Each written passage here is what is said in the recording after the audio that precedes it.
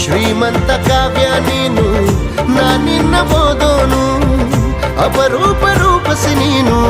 ಬಾನನ್ನ ಸೇರಿನ್ನು ಆಗೋದೆ ಹೊಗಳು ಬಟ್ಟ ಈಗ ನಿನ್ನ ಅಭಿಮಾನಿ ಜೀವಾನೆ ಒತ್ತೆ ಇಡುವೆ ಕೇಳೆ ಯಾಮಿನಿ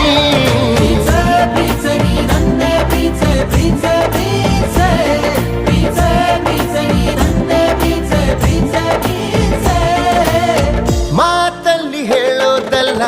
ನಿನ್ನ ರೂಪ ಲಾವಣ್ಯ ನನ್ನ ಹಾಡು ಸಾಲೋದಿಲ್ಲ ಹೊಗಳೋಕೆ ತಾರುಣ್ಯ ನಿನ್ನ ಪೂಜೆ ಮಾಡೋ